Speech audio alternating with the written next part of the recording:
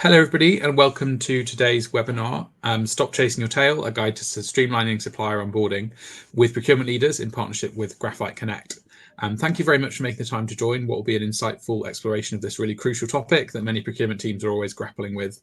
I'll be your host for today's session, and I'll be joined by our two great speakers, Conrad Smith, CEO and founder of Graphite Connect, and Rochelle Castleberry, Senior Manager of Supplier Management at Constellation Brands.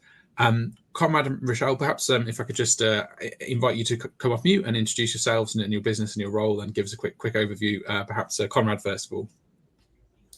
Hello, everybody. I'm Conrad Smith, CEO and founder over here at Graphite. Before that, I was the CPO at Adobe and a bunch of different procurement roles at Intel. So I really see myself as a procurement professional, more so than a startup founder, but really love what I'm doing these days.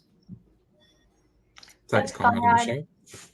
Hi, good morning. Happy to be with you today. Well, good morning to me. Good afternoon to you all. So my name is Rochelle Castleberry. I'm the Senior Manager of Supplier Management in the Procurement Center of Excellence at Constellation Brands. Thanks, Rochelle. So just before we move on to sort of the content of today's session, just a quick look at what we'll be covering today. So, supplier onboarding is obviously, a really major pain point. Data can often end up with many errors, and it's also a really significant time sink for many teams. And also, as you can see here from the data, the onboarding process can also be a target for fraud. So there's lots of challenges to get right here from a procurement perspective. So Conrad and Michelle will be exploring the topic across 5 key vectors: cycle time, supplier experience, data quality, internal stakeholder experience, and also onboarding security as well. Now, just before I hand over, a few pieces of housekeeping. Handouts are available on the platform there on the right-hand side. Please submit any questions as we're running a Q&A at the end. We always welcome any feedback as well, so please fill out the survey questions at the end of the session. And also, if you're having any technical issues, then please let us know in the Q&A, and a member of our team will help. Now, just a quick note, as we go through the session, we'll have a few polls as well, and those will appear on the right-hand side there. So we're keen to get your involvement, so please participate in those and let us know your experiences of onboarding as well. So with that, I'll now hand over to Conrad and Michelle, who will take us through today's presentation. Hey, everybody, really awesome to be with you.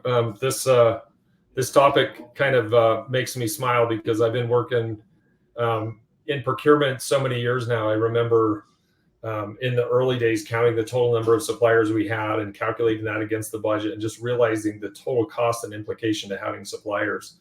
I can think back to my very first procurement project back in the 90s. It was really focused on, how do we manage our suppliers and the onboarding of the suppliers and all the administrative work of that in a more efficient way. This isn't a new issue, but it's obviously getting a lot more complicated. When I was, we're of course we're gonna talk about Constellation Brands, right, and the story with Rochelle, which is awesome. Really, really great to have you with us, Rochelle. I was kind of thinking we'd have another intro slide here. So sorry, folks, administrative issue on my part. I want to pause here, I guess, and just talk a little bit about Rochelle. In intros earlier, we didn't get to your story. One of the things I love to hear from procurement friends and pros is what got you into procurement in the first place. Like, how did you find your way? Most people don't wake up and, when they're in grade school, say, hey, that's my career. I want to be an astronaut or a procurement leader, one of the two, right? Like, how did you make your way into procurement? Yeah, it's such a good question, Conrad. I mean, like most of us, like you said, we did not, plan on being a procurement professional. In university, I studied English and anthropology and thought I was going to be a teacher one day.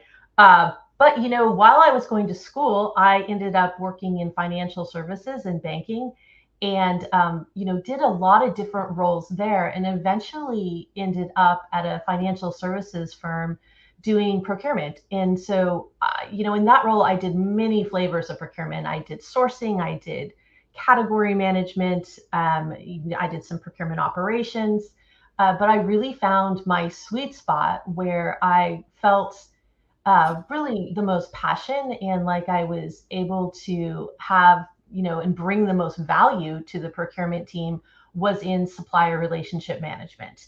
And so I've had several roles in different industries.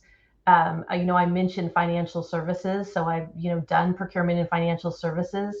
A few years after that, I transitioned into a role at a retail company called Nordstrom, which is a big deal here in Seattle, Washington, where I live. And I helped shape their supplier management program, and spent some time at another Seattle company, Zillow Group, where I led enterprise vendor management.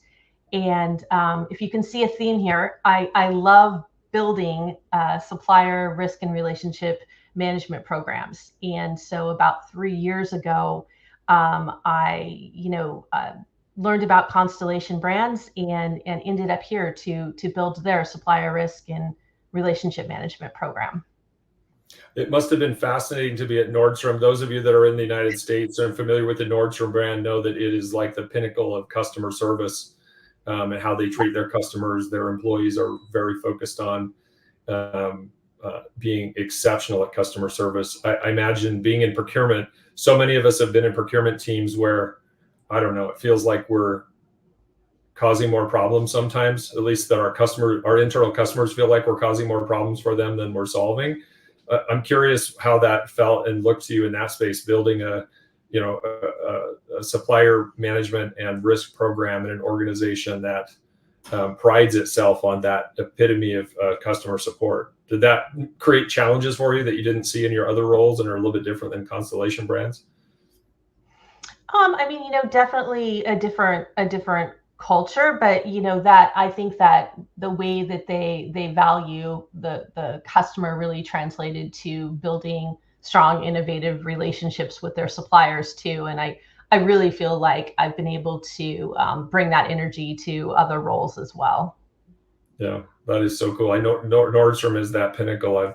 In fact, when I started in procurement, this is back in the 90s, I was at Intel. They took me into a finance rotation job and put me as a buyer. And honestly, Nordstrom, like a buyer at Nordstrom, was my only context of what procurement would be, or a buyer. So I didn't even realize these big organizations had buyers and procurement. I kind of want to jump into the story, right? If we think about all of us chasing our tail or dealing with all of these suppliers, there was some interesting research that came out from Hackett, I think in the last 12 to 18 months, that talked about how organizations are doing supplier management. And I think there's a little survey that pops up here with this screen as well. I'd love to hear how many suppliers everybody's got out in their ecosystem that they're managing. But what the Hackett Group found was half of all organizations, essentially, this isn't the 43%, like half of organizations are managing their supplier data and their processes with emails and spreadsheets, very manual. And of the other half, like half of them are quite dissatisfied with how the process works in their purpose-built technology for SIM or supplier management or whatever that might be. There's a lot of factors that play into this. When I was at Adobe, in fact, the origin of Graphite is the struggle and the difficulty that we had at Adobe managing suppliers, because we kind of went during that time. Those of you that have been around in procurement for 15 or 20 years will remember, particularly on the indirect side, that onboarding a supplier used to be a reasonably easy task, right? Hey, let's get the banking data, let's get a W-9, and let's get it loaded into the system. And then it started getting very complicated as we started to do risk and due diligence associated with cyber risk and financial viability, and just this whole stack of checks that were not as consistent as they are from an expectation perspective sort of got added to the plate. So, cycle time, making the experience better for the suppliers, data quality is obviously a big deal. All of us in this space that have been working in this space for a while now know that our stakeholders don't always understand what we're doing, and the experience that we're presenting to them is often quite confusing, and maybe one size fits all, and that hits the suppliers as well. So this is in my perspective, and maybe this is why I jumped out of my procurement leader role and said, hey, let's work together and solve this problem. This is really one of the biggest problems in procurement that I see out there. Rochelle, I know that you had that you saw this problem as well from one kind of perspective or another. I want to jump into that as well, but before we do that, I would really love to get a little bit more background on Constellation Brands. Like, when I hear Constellation Brands, it doesn't resonate with me quite as much as some of these brands, which I know everybody is familiar with. Yeah, thanks, Conrad. It is true when I tell friends and family that I work at Constellation Brands. Often it's like, what? Who's that? But I will say, everybody knows our products and the brands that we own in the United States. So it's beers like Corona and Modelo, Pacifico. We have a wine portfolio too that includes Kim Crawford and The Prisoner and Mondavi. Some of our spirits are High West, which is located not too far from where Graphite's headquarters are, and Mia Campo. And so really our vision is to build these iconic brands and present them in a sustainable way. We have over 10,000 employees. We were established in 1945. Our headquarters now is in Rochester, but we have global offices in New Zealand and Italy and Mexico, and of course here in the U.S. as well. Yeah, I was just this last fall up near the distillery up above Park City in the mountains. It is beautiful. There's a super cool hotel right above the distillery. It's an amazing place to go visit. We absolutely need to get you back out here to Utah again. We'll go up there, and one of my team members told me just this morning, you guys have a restaurant up there that he thinks is the best restaurant in the state of Utah. So excited to go give that a try. So you mentioned kind of your journey and finding your way to Constellation Brands. When you got to Constellation Brands, why don't you share a little bit about kind of what you found, your observations, and sort of the transformation vision and journey that you put in place? Yeah, I mean, I touched a little earlier on the building, and when I got to Constellation Brands about 3 years ago, it was very clear that there were some opportunities to really build a supplier risk program and to make our supplier relationship management program more valuable and easier for our buyers and procurement teams to engage with. And so that immediately came to the question of tools. What kind of tools can we use to make that easier? And I think one thing about my story as a Graphite client that might be a little bit different is I came to Graphite looking for a risk assessment solution. So that really means we had no way of working with our enterprise risk stakeholders. So that means people like our legal team, our compliance team, our IT team, data privacy. We had no consolidated collaborative way for us to be able to look at internal risk at an enterprise level before we onboarded a new supplier, or to even be able to do those continuous reviews for our existing suppliers. So that's really what I was looking for, was a very simple, user-friendly way for risk assessments to happen at CBI. And so, we did, a standard RFX event, looked at lots of suppliers, lots of different flavors, but I kept coming back to, they were all very complicated and layered. And I was really worried about change management and how we were going to get, not just procurement, but our risk stakeholders as well to engage in a system. And Graphite really had, both visually and, from a usability perspective, just a really clear, no nonsense, makes sense way to complete a risk assessment. So we chose Graphite and started in the implementation process. And what we quickly realized is, yeah, we had purchased something that was going to help us build this risk assessment process and a way to mitigate risk.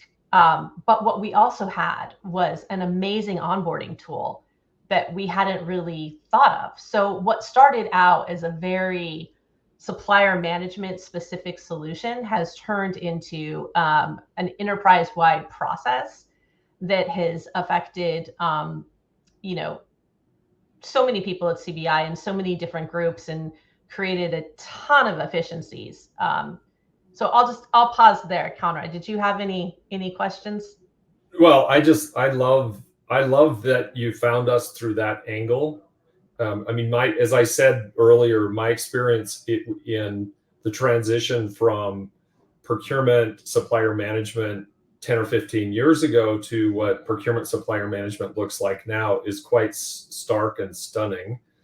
I often say now that the head of procurement, the leaders in procurement aren't just supplier managers, they're supplier managers and risk managers, right? Because when you look across the organization, a lot of the complexity that you're describing is a real problem, because you have procurement who is, I believe, and you'll have to tell me whether this has been your experience as well, but is seen as the process owner. If the process is going slow or the process is getting confusing, even as it relates to risk, whether it's IT or legal or sustainability or any of these other teams, because procurement is sort of the backbone of that supplier onboarding process, it feels like we're the ones that are slowing it down, or like we're the process owners by default. I remember when that first happened at Adobe, I was a little reluctant to put my arms around, raise my hand and say, okay, I'm the owner of this process, because it was this big hot potato that everyone was unhappy with, right? But I think for procurement to wrap your arms around risk and kind of either, and I'm not saying you have to take over risk for the organization completely. I don't know that that's the best answer, because you do have people in legal and IT and these other organizations that have put their whole career into understanding cyber risk or privacy risk or compliance risk, right? So the subject matter experts and those risk decision makers are super important to the process. And like absorbing all of that into procurement isn't really practical, but being the voice of the customer, creating a process that really works and doesn't slow down the business, in unreasonable ways. Nobody wanted to do that. So procurement needs to step in and say, yeah, we're going to make this process work. We're going to make it work really well. And, frankly, after leaving my procurement leadership role and moving in and sort of building a business, I now experience what risk management and supplier onboarding feels like to suppliers.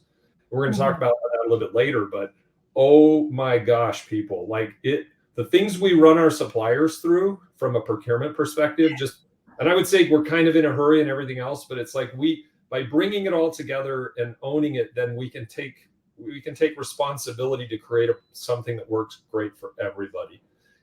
That's going to build our reputation with our internal stakeholders. It improves our reputation with suppliers from a corporate perspective and a process perspective. It's just good all the way around. So your intro story there and how you found us, I just absolutely love it. It is unique.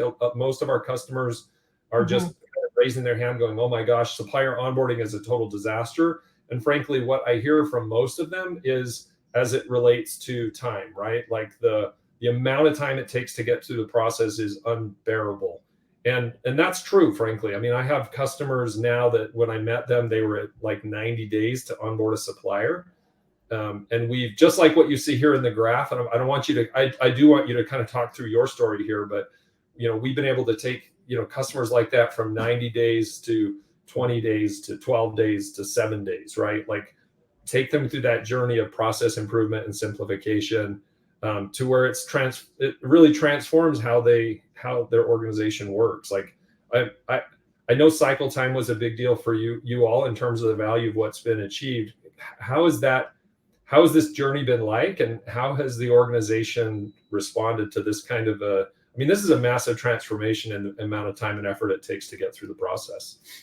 Yeah, absolutely. I mean, when we first implemented Graphite, we were, looking at cycle times of, up to 2 months. And we've been able to reduce that to about 7 days. And so, a big part of that, really had to do with the time that we put into building the onboarding experience for suppliers and working with the, risk stakeholders across the enterprise.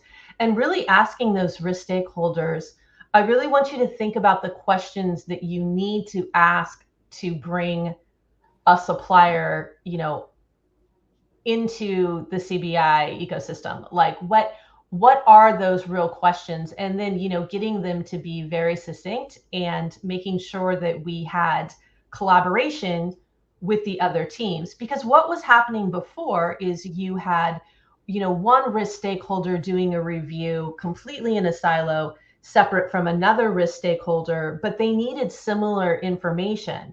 So that meant that they were either reaching out to the supplier and asking the same things, which very frustrating for the supplier, or asking the procurement or buyer or category manager to get that information on their behalf. And so with the implementation of Graphite, we've been able to really just build these very focused questionnaires that the other risk stakeholders have the ability to view and collaborate. So if compliance has a question and it's the same question as data privacy, they're able to see the responses and work together and even speak together on the system to come to a much faster decision about a risk level or how to proceed with the supplier. So that's really, really helped. Also, one thing that's been great, that the process of onboarding and risk assessment through Graphite has given our procurement teams and buyers more time back, because we're actually now asking the supplier to provide the information. We're not asking the procurement teams to collect it all on their behalf, organize it, and then disperse it to these other teams. So the process in itself has just gotten much faster and much more organized.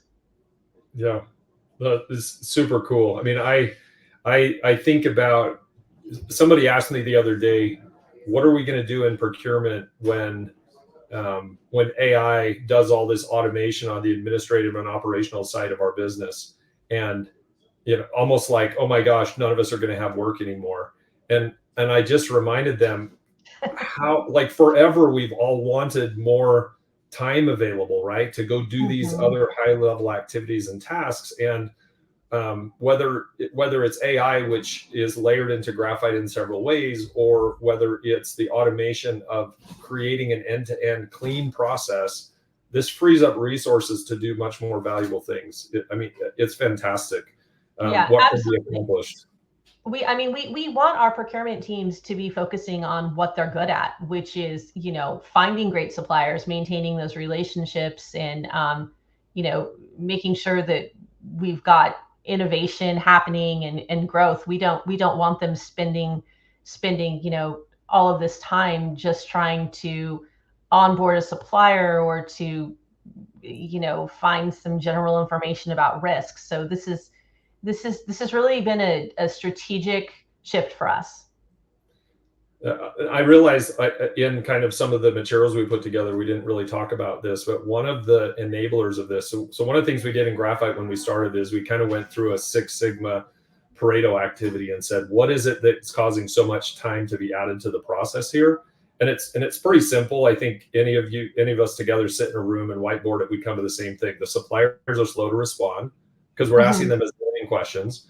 The internal team that asked us to ask all those questions is slow to review and score those questions, right? So we need to do something there. The data comes back and it's not validated. Then there's manual data entry into the ERP, and then there's fraud issues associated with the process as well. Those are the 5 big time consumer buckets. So we built the data that you're talking about, Rochelle, and I know that you know this, and so you kind of take it for granted. But these are network data sets. So when you go and engage with a supplier that's already in the network, you don't have to wait for them to go fill out a blank form. It's like connecting with someone on LinkedIn. They're already there. You already know where they went to school. You already know Rochelle, I looked at your LinkedIn this morning and remembered that you worked at Nordstrom, right? Like this, we do this all the time in our personal, professional career.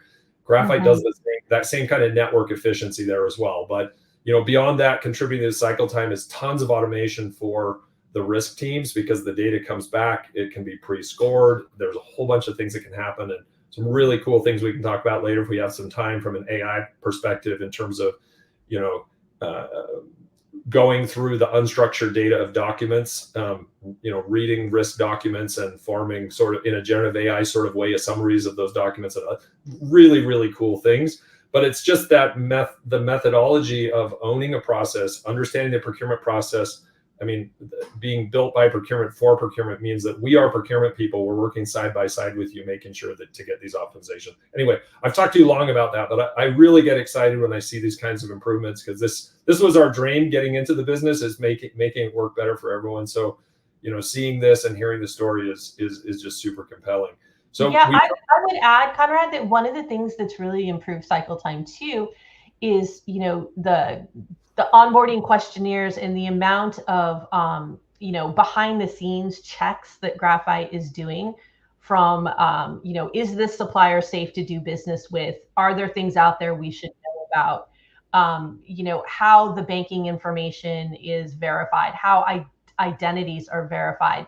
That is also really lessens the amount of time our, AP and finance teams have to spend on that work as well. So there's really just been a lot of different efficiencies that came together that really created, as you can see, this final results of the 7 days on average to onboard a new supplier. And I mean, it does take, I want to just go back to your earlier point. I do think it takes a little bit of vision and a little bit of courage to say, okay, I'm going to step out of just my procurement box, but I'm going to think of a solution that I can bring other people in the business together, and we can collaborate and do something that's really the right thing to do for the enterprise. Yeah, it's, again, I've received these surveys with one of our customers. They sent me 5 emails with 5 different emails, 5 different spreadsheets from 5 different departments for me. Yeah. And they told me they were coming because they know it was confusing. Hey, these things are coming. And I've done procurement for 30 years, so I should be good at this. I missed one of those emails and I missed one of those spreadsheets, and it caused a bunch of confusion and delays in the process. So like stitching together the organization, stitching together the process, making it efficient really works. I talked about the network, across companies, because maybe Anheuser-Busch or maybe Coca-Cola or Pepsi or whoever else is using the same suppliers that you get efficiencies from. That's fantastic, right? Because in the network, we're working together as a community. What you're talking about now is this piece that I don't know, I guess I took it for granted because we were doing some of that internal collaboration with legal and IT and all these other risk teams, but it creates this network inside the company, like you're saying, where you're really working together, really on the same page.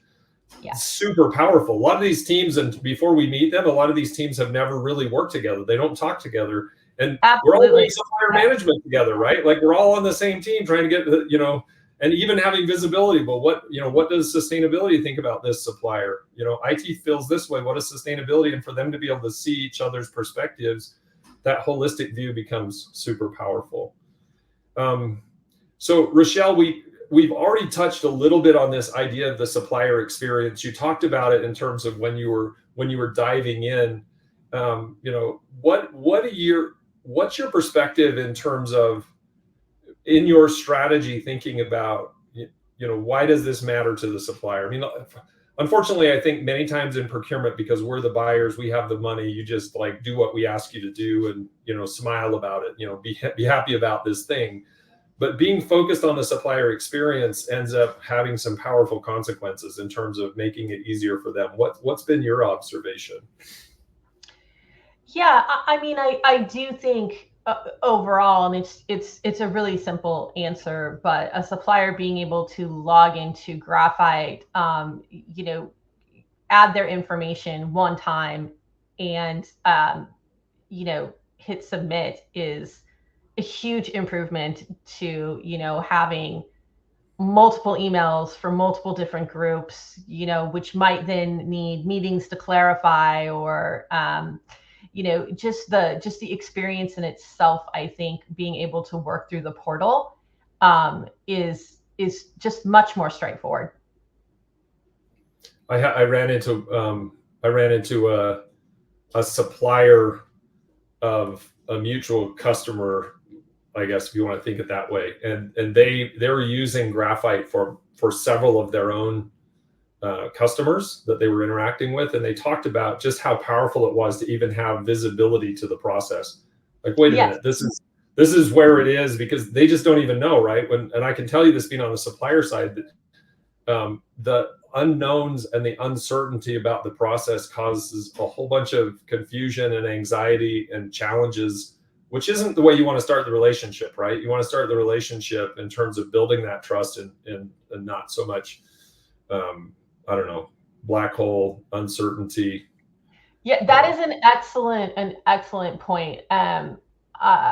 I used to have a boss that used to call it the pizza tracker. We need the pizza tracker. You know, that Domino's used to have a pizza tracker that would show you you've ordered your pizza, it's getting ready, you know, it's out for delivery. And Yeah. you know, it's powerful for our procurement teams to be able to go in and see exactly where it is in the process, as well as our suppliers to understand where they are in the process.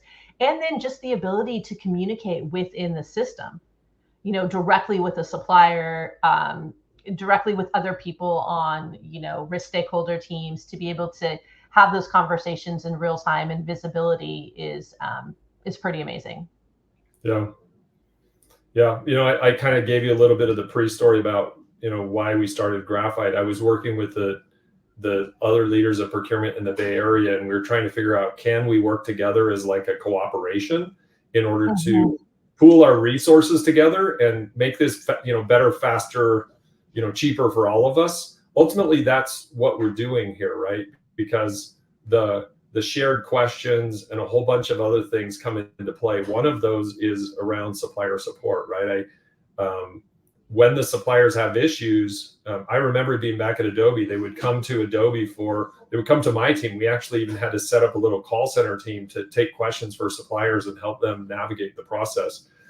This is something that we've been able to build out inside of Graphite and offer it to our customers in such a better, more powerful way, right?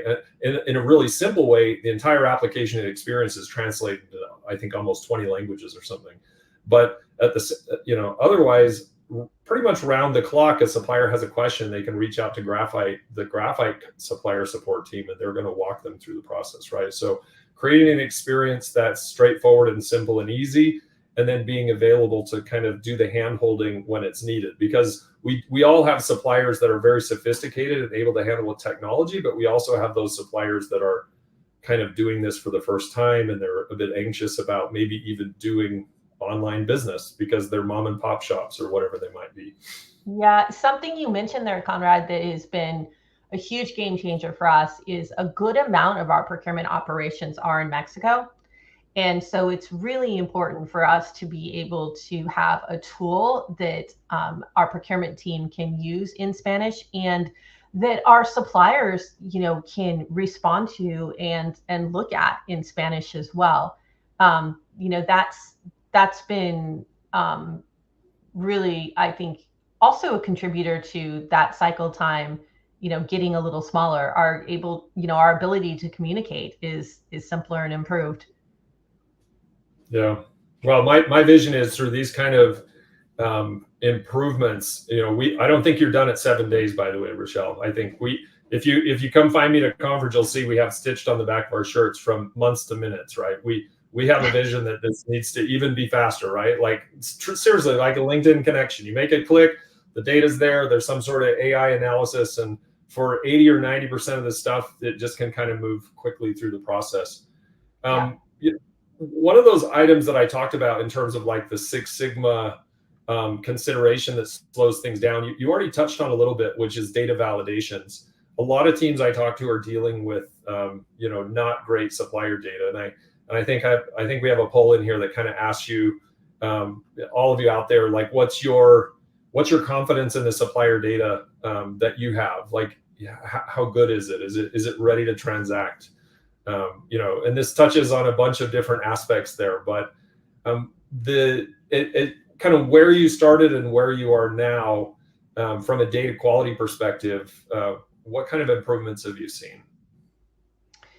Yeah, I mean, I think the way that we've set up Graphite is, it is our source of truth, and it connects with some other systems that we're using as well. And so there's, a conversation between Graphite and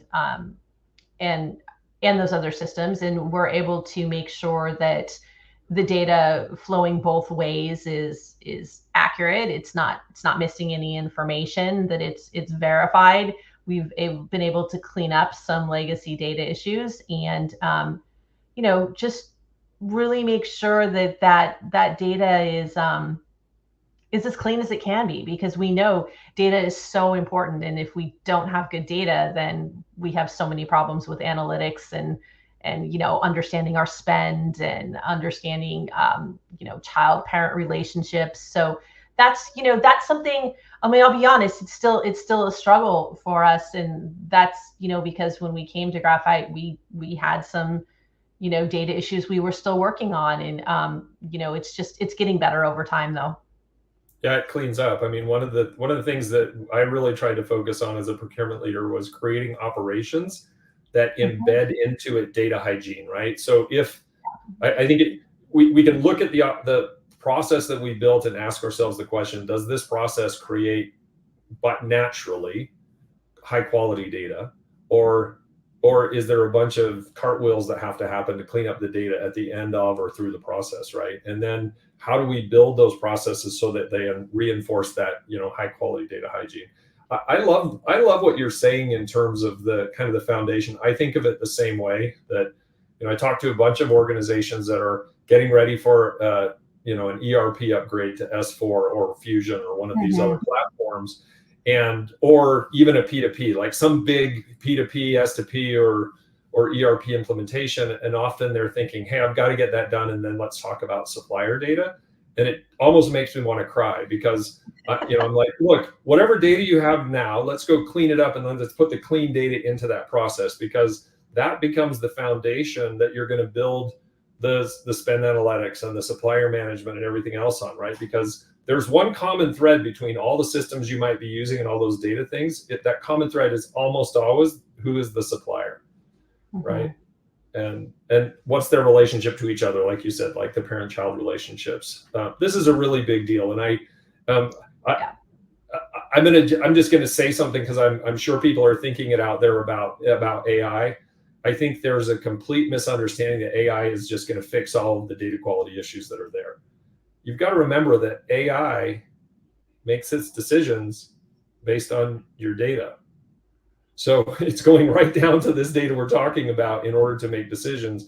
And then you got to say, well, what's the underlying data under this data that you want to clean up? So AI is going to have to point to something else. And the world of supplier data on the internet is not that wonderful, right? I mean, there's not this universal source of perfect data that can come in and clean everything up for you. It's really important to get this set up, get it right, so that you can take full advantage of AI. I think Gartner had some, I'm gonna be off on this a little bit, so please forgive me, but I think Gartner said by 2027, like almost 80% of companies procurement teams won't be able to take advantage of AI because they have bad supplier data. And that's really unfortunate, right? So if you're looking at AI, you're looking at AI journey, make sure you're focused on data quality, right? Because the bad data is going to, you're gonna be chasing your tail around AI, thinking that you have an answer. You're going to end up with places you really don't want to be. Yeah, 100%. Yeah. So now I want to kind of roll back a little bit to what you were talking about before in terms of bringing these teams together. And this is a point of the whole, I don't know, the value that I get really excited about. You talked about these different teams that are all working together now. Any additional kind of thoughts about this or feedback that you've received from these other team members? Yeah, I mean, it really is a process. And, when we started with the implementation and building, it was a lot of time, spent with some of these groups to understand exactly what it is they're looking for and what they're looking to get out of an onboarding experience or a risk assessment from each of their unique lens. It doesn't mean that we were doing that work ourselves as a procurement team, but we were facilitating those conversations and or just being partners and, helping them get to a place where we could have the simplest, leanest, onboarding experience for the supplier, but everybody is still feeling like they have the information they do to do their jobs. I mean, these are the subject matter experts, 100%. The one I would add here that's missing from our perspective was quality. We have a quality group too that, we ask a lot of questions about certifications and on-site visits. And so they were another big stakeholder for us. And then really, once we worked with these groups separately, then we could come together collaboratively and understand how each of these components, become part of the new onboarding experience. And, one of the things that we did in parallel, while we were asking these risk stakeholders, these stakeholder groups to think about, what their approach was and how they wanted that articulated, we went back and did a deep segmentation exercise. So to understand from our entire supplier base and, category by category, really who are our tier 1 or strategic or critical suppliers, and what that looked like. And for Constellation, our tier 1 strategic and critical suppliers, spend is part of it. It's not the only component. We also care very deeply about innovation and their ability to bring new ideas and processes to us to help us be best in class. We want partners that are going to grow with us and be strategic. So, our segmentation criteria might be a little different than some other companies, but it's still, a way for us to put those suppliers in buckets. And then, once we had from a procurement supplier management perspective, a good understanding of our suppliers from a tier 1 through tier 4 classification, tier 4 being strictly tactical, we were able to come back to these groups too and say, okay, do you really care about tactical suppliers? Do we need to be asking them the same questions we're asking our more strategic and critical suppliers? And then, we built logic. And that's one of the things, I know I'm getting a little bit in the weeds here, but that's one of the wonderful things about Graphite is we're able to build this logic that makes it a possibility for us to ask very deep questions about single point of failure or critical suppliers and get that depth of knowledge, and then a different approach for some of our suppliers that we're maybe tactically using.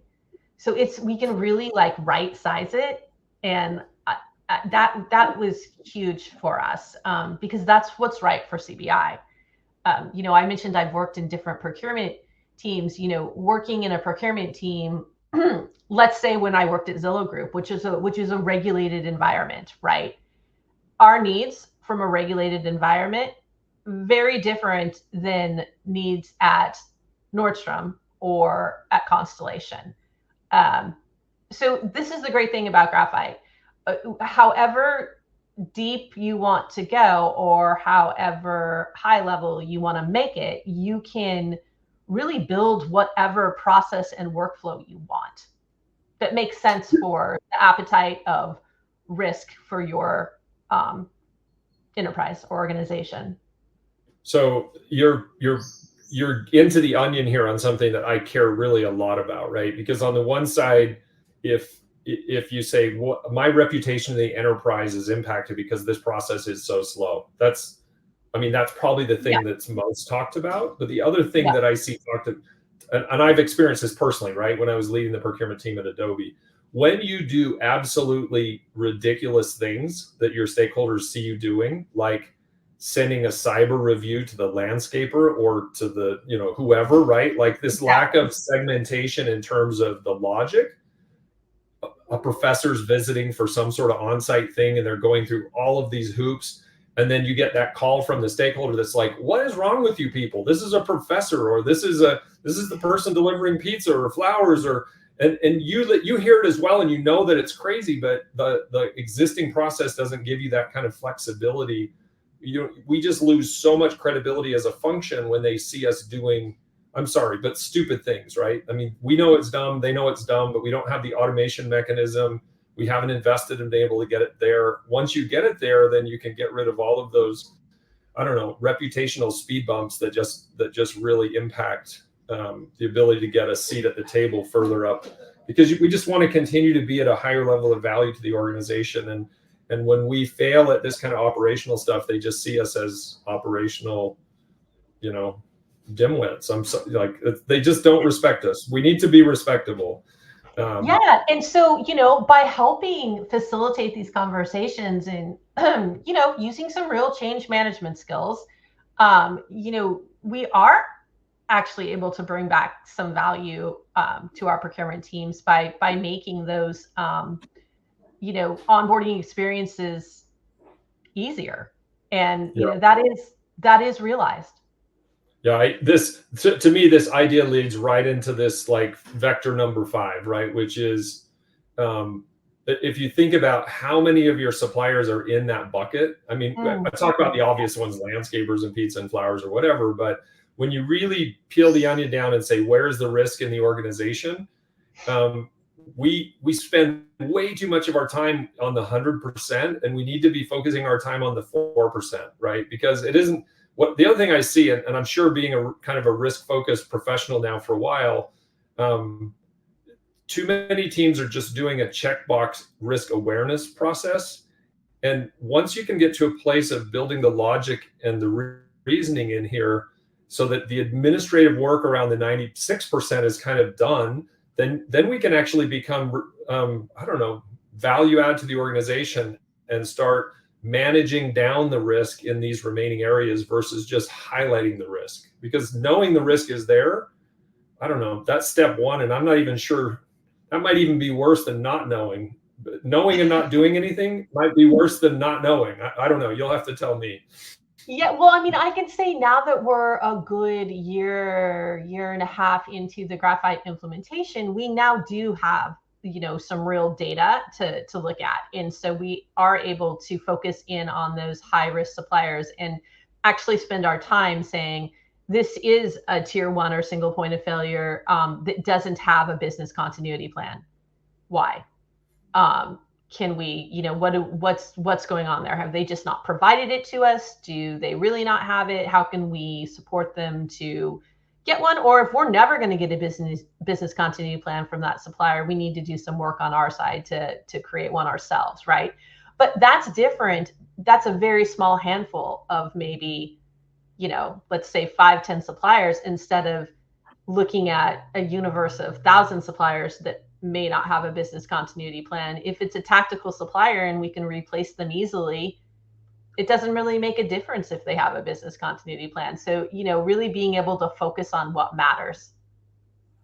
Yeah, there are so few resources to do the many, many, many things that we want to do. And I would say we're just scratching the surface as procurement professionals to kind of get to those things, right? This is really awesome. So, Rochelle, thank you for walking through those vectors. To me, these are 5 really critical things that come out of a strategic and thoughtful approach to how to do supplier and risk management and do it better. Maybe just as we're wrapping up, just to any final thoughts. I know we've touched on a lot of these items. What do you see? So just kind of, how do things sit right now, and how has that opened up a vision for you to add even more value to the organization? Yeah, I mean, all of these things here on the slide are true, and they're amazing results with our partnership with Graphite. I'm really happy how things are shaping up. I mean, I will say we continue to work on change management. It's, there are some procurement groups that actually don't need to go in and onboard a new supplier very frequently. So for some people, this is the first time they've used Graphite, and we continue to experience that. So, it's just a process. of changing. But Graphite is our front door now. We don't onboard any new suppliers without them going through Graphite, and that really gives us the opportunity to manage spend, manage risk, and it also helps us not onboard duplicate suppliers. If we know we have already 10 project management suppliers in Graphite that we're doing business with, and someone wants to bring on a new one, it's an opportunity to reach out and say, have you looked at these suppliers? Can they do what you want them to do? And so that's really probably, we're still working on that at Constellation, is really building out a preferred supplier program. But I mean, so looking forward, that's how I see Graphite will help us do that. Yeah. Well, you're not alone. So many organizations I talk to, including my own, just, not too in the distant past, we talk about preferred suppliers. We talk about all this segmentation, but we've kind of lacked the time and the data visibility for the organization broadly. I remember the marketing team at Adobe had their spreadsheet of preferred suppliers, and there was this giant tail of suppliers. And, every 6 months I would go back to the, head of marketing and like, hey, did you realize you have like 3,500 suppliers that you're working with? And they're like, how's that even possible? We narrowed it down to 300. And it's just this constant, process. Like, everyone's trying to do that, but institutionalizing it is super valuable. But this foundation, the front door, the visibility, the workflow, there's just a bunch of cool stuff that's possible once you get the foundation in place. Rochelle, this has been really amazing. Thank you for taking some time and walking us all through this experience. I think Jack, this takes us to the end, and it takes us to Q&A. What questions do we have out there? Brilliant. Yes, thank you very much, Conrad and Michelle, for a really great presentation. Lots of food for thought there, and lots of questions coming in, both live on the chat and also in advance of the session. So we'll do our best to get through as many of these as we can. First of all, for Rochelle, you sort of touched on the internal stakeholder side of things there, both kind of within your team and the wider organization. Perhaps you could just give us a bit of a sense of compared to the old process and the new process, what have been the really big changes for your team there and the stakeholders as well? I mean, I guess I would have to say it's that collaboration and centralization again. Like, those stakeholders are in Graphite doing their reviews, and if they have questions either to the supplier or to the procurement professional, they're able to communicate directly in that system very, very quickly. And then again, those risk stakeholders are able to speak to each other. We had a situation the other day where somebody in enterprise risk management had a question about a business continuity plan, but was able to go into the quality risk stakeholder assessment and see that they had some sort of certifications that they needed.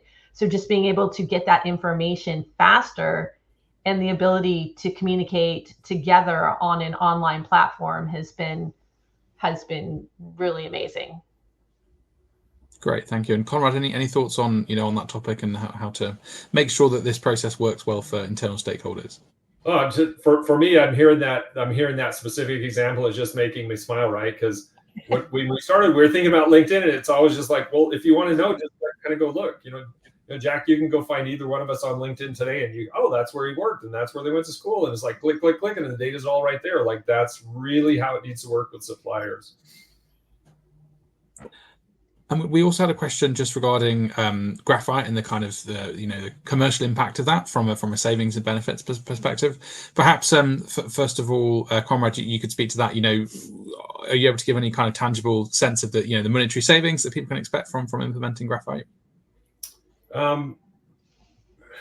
It really kind of depends on where your starting point is, and how much automation you have and what your organization wants to put in it. We generally find payback on the project is somewhere between kind of 3 months and 9 months, but it really varies. Some organizations go live with commercial only data. Some of them go live, like Rochelle was talking about, they kind of point at risk and jump in there We have this front door guided buying capability. So there's lots of different things we can bring to the table that start to unlock more and more and more value to bring into the ROI calculation. But one of the things we do as part of our service, I don't know, our I hate to say sales, but I guess I'm a purchasing guy that's now in the sales process. But we have team members that are really expert and understand best practices and experience and sort of benchmarking across lots of organizations, so we can help any organizations figure out the expected value and ROI from the implementation.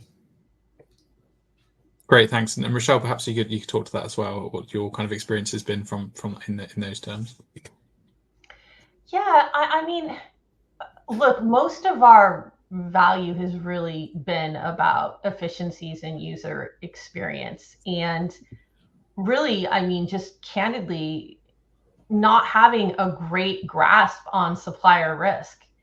And so, being able to create that and to show our partners in legal and audit that we do have a good handle on that has been a huge benefit. Jack, one other easy thing for me to add here, and I'm not going to put Rochelle on the spot because honestly, I have no idea. So this isn't me saying, hey, Rochelle's not.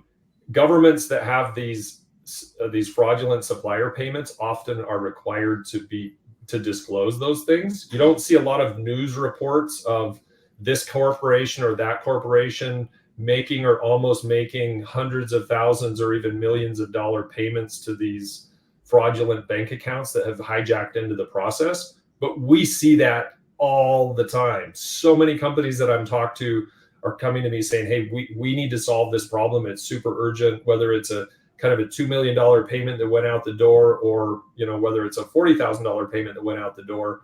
These are really serious impacts to the organization, both from a controls perspective, because the compliance committee on the board is like, what is wrong with you people? How's it possible that you're sending money to the wrong bank account?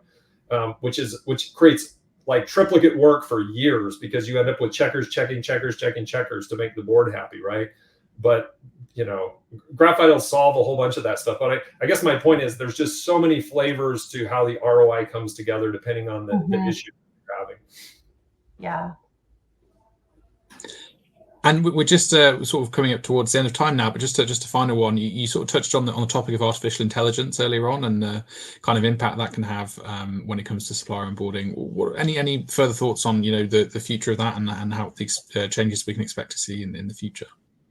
Well, Rochelle, I don't know which parts of our AI you're already using. If you're not using some, we need to talk separately. But we're doing some really cool work in terms of digesting documents, reading the documents, populating data fields, and we're just touching into this. Frankly, our customers guide us to the efficiency where they want and need to see AI in the process. If AI is the best mechanism for efficiency, we implement AI. And frankly, we're replacing a bunch of historical OCR and other machine learning and other technologies with AI because it's better, faster, cheaper. But yeah, we're a very customer-driven organization. And we're here to help procurement teams go through that AI journey to make sure that frankly, the clean data is probably the most important contribution to AI, which isn't even AI processing, it's just AI readiness. And then, all these other aspects of it's just a big unlock to all the other efficiencies that you might want to bring to the table. I had this big, I don't know, like a moonshot dream, several years ago when we started the business, because who wants to open up a SOC 2 document and read through 50 pages of, security controls to figure out if there's an issue? I was always thinking, why can't we just read the document for the security person? Because that's one of those long pull on the tent problems, like waiting for that person to read the whole document and come back with an opinion. Just like the risk that in that risk pie chart, 90% of the time, those documents are just fine. Like there's not an issue. Why? Like, let's focus again, the people that are really good at what they do on the areas where they can add the most value. And AI, this is a perfect example of where we're using AI to make their job easier, which speeds up the process, consumes less of their resources, and ultimately leads to a much better sort of understanding and next step to manage and mitigate risk. Yeah, I would add that we're just getting started on our AI journey with Graphite, and one potential use that we're super interested in is just the managing of certificates of insurance. Oh yeah, that is so cool what we can do on that. Yeah. We need like 2 more hours. We can talk through all this AI stuff. It's so much fun. Well, we'll have to get you back for another webinar soon, perhaps on that topic. But that takes us up to the end of the session. So thank you very much, and to both of our speakers. It's been a really insightful time, and thank you very much for everybody for joining. Just a few bits of housekeeping before we wrap up. Again, yeah, please, if we always welcome any feedback on the webinars, so please fill in the form when you get it. And there's handouts available on the right hand side for some more details on Graphite and on this topic. And this webinar will be available on demand, so please be sure to check your emails for that, and register for our future webinars soon. And that takes us to the end. So thank you very much, everybody. Thank you to our speakers, and I hope hopefully see you for another webinar soon. Good to see everybody. Thank you. Take care.